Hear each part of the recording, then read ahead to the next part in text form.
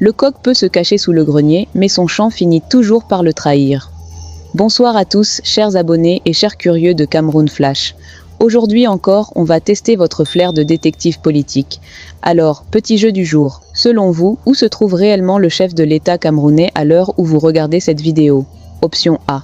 Au palais d'Etoudi en train de lire les rapports. Option B. À Genève, entre deux contrôles médicaux. Option C. Quelque part, dans le silence total.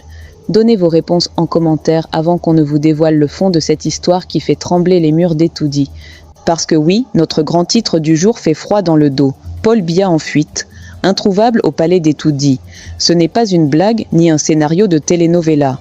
Depuis plusieurs heures, les rumeurs s'enchaînent, les langues se délient et même les oiseaux du palais auraient perdu le chemin de la volière. À Etoudi, on parle tout bas, on marche sur la pointe des pieds, comme dans une maison où le patriarche aurait mystérieusement disparu. Dans les couloirs du pouvoir, c'est le grand silence. Les gardes regardent à gauche, puis à droite, comme pour chercher un fantôme. Les conseillers se renvoient la balle, et même les plus bavards des ministres semblent soudain frappés d'amnésie. Personne ne sait, ou plutôt personne ne veut dire où se trouve le chef. Et comme d'habitude au Cameroun, dès qu'il y a silence au sommet, les spéculations se transforment en championnat national. Certains disent qu'il aurait quitté le pays discrètement, d'autres jurent qu'il est bel et bien là, mais dans une retraite stratégique. D'autres encore avancent que tout ceci n'est qu'une mise en scène politique, une manœuvre pour tester la loyauté de son entourage. Bref, un vrai feuilleton à la camerounaise, où la vérité se cache toujours derrière un rideau de velours et de protocole. Ce qui est sûr, c'est qu'à Etoudi, l'atmosphère n'a jamais été aussi lourde. Les services de sécurité sont en alerte maximale, les communications internes sont filtrées, et plusieurs véhicules officiels ont été aperçus circulant à des heures inhabituelles. Même les journalistes les plus proches du régime avouent ne plus comprendre le scénario en cours. Mais attention, dans ce pays, les absences présidentielles ne sont jamais anodines. Souvenez-vous, à chaque fois qu'il disparaît, il réapparaît avec un discours, une nomination surprise ou une vague de sanctions. C'est peut-être sa manière à lui de mesurer le degré de panique au sommet. Une technique politique vieille comme le monde, faire le mort pour savoir qui pleure vraiment. Pendant ce temps, sur les réseaux sociaux, les Camerounais s'en donnent à cœur joie. Mèmes, théories, vidéos, chacun y va de sa version. Certains affirment même que le palais d'Etoudi serait sous surveillance étrangère. D'autres disent qu'il s'agirait d'une fuite organisée pour raisons de santé. Le mystère reste entier, mais une chose est sûre, le Cameroun, lui, ne dort pas. Et vous, chers abonnés de Cameroun Flash, pensez-vous qu'il s'agit d'une fuite, d'une manœuvre politique ou d'une simple rumeur amplifiée par le vide d'informations? Donnez-nous votre avis en commentaire, on veut lire vos hypothèses. Parce qu'ici, à Cameroun Flash, on ne se contente pas de regarder l'actualité, on la décortique, on la questionne, et parfois on la tourne en dérision pour mieux en comprendre les dessous. Restez bien scotchés jusqu'à la fin de cette vidéo, car ce que nous allons vous révéler sur les dernières informations venant du palais d'Etoudi risque de vous faire revoir votre réponse au petit jeu du début. Le Cameroun est peut-être un pays de mystère, mais à Cameroun Flash, on est là pour les éclairer un à un. Ce matin-là, Yaoundé s'est réveillé comme un dimanche sans électricité, le genre de matin où même les oiseaux hésitent à chanter. Et pourtant, dans le quartier du pouvoir à Etoudi, il y avait du mouvement. Pas n'importe quel mouvement. Les grosses voitures diplomatiques, celles qu'on reconnaît de loin par leurs plaques bleues, tournaient autour du palais comme des vautours qui sentent le cadavre politique. Les voisins, eux, regardaient désolement. « Et c'est comment? Le vieux va bien, non ?» Oui, parce que selon nos informations, le doyen du corps diplomatique, celui-là même qu'on voit souvent dans les cocktails officiels, le verre de vin à la main, toujours souriant, est venu avec 5 autres diplomates. Mais ce jour-là, pas de champagne, pas de sourire. Leur mission était sérieuse, presque biblique, dire à Paul Biya qu'il a perdu l'élection présidentielle du 12 octobre 2025. Et oui, dire au roi qu'il a perdu son trône, c'est pas petit courage. Les gars sont arrivés avec leurs lettres, leurs arguments, et surtout avec l'instruction claire de leur pays, dites-lui que cette fois, on ne va pas fermer les yeux, le peuple a parlé. Sauf que voilà, ils ont frappé à la mauvaise porte, parce que le président, lui, était, comment dire ça gentiment, introuvable, invisible, comme le courant à 22 h à Mvogada. C'est donc Dion Ngouté, notre cher Premier ministre, qui est sorti de l'ombre pour les recevoir. Et selon des sources très bien placées, du genre qui ont vu la scène à travers les rideaux, le Premier ministre aurait lâché une phrase qui a glacé tout le monde. « Je ne vois pas Paul Biya depuis un certain temps. » Silence dans la salle. Même les ventilateurs auraient arrêté de tourner. Les diplomates se sont regardés, genre « Pardon, répétez un peu ?»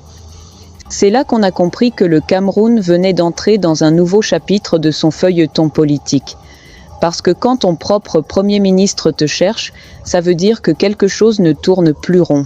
Et à Etoudi, on ne sait plus si c'est la clim ou la politique qui fait ce froid-là.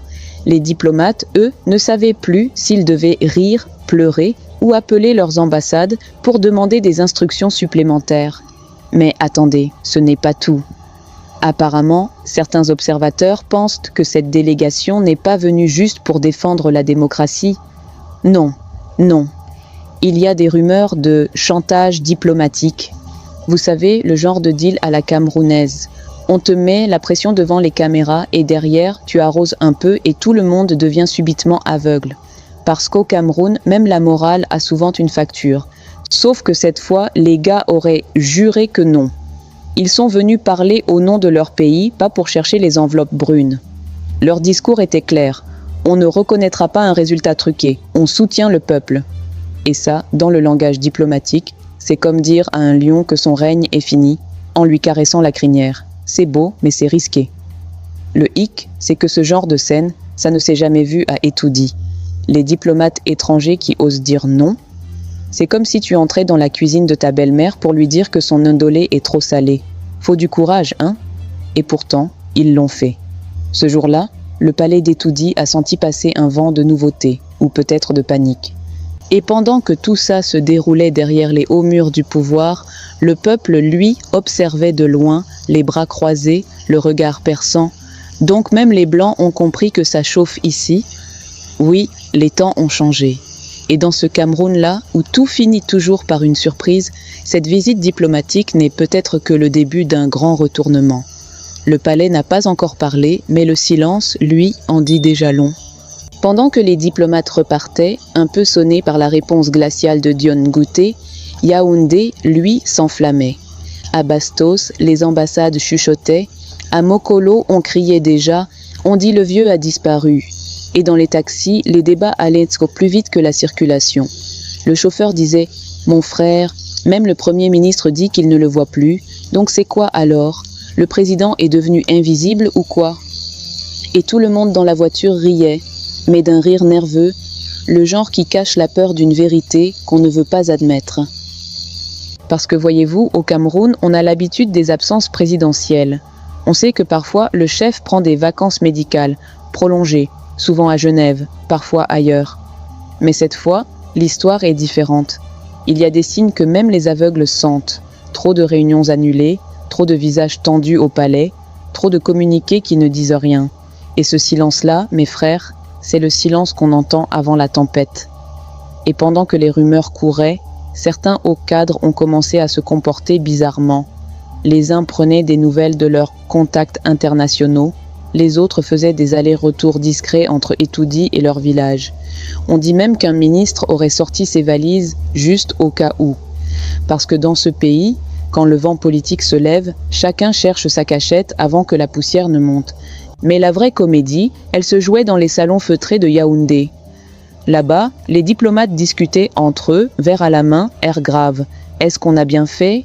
Est-ce que c'est prudent d'avoir provoqué la colère du régime?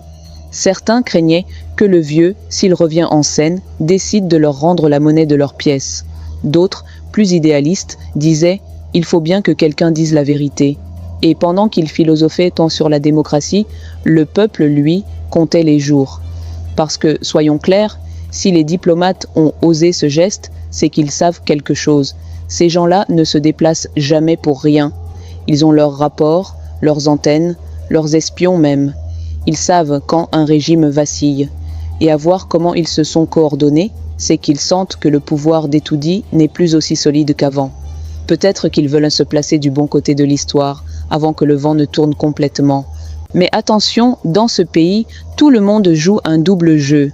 Les mêmes diplomates qui disent soutenir le peuple sont parfois ceux qui, le lendemain, dînent à la même table que ceux qu'ils critiquent.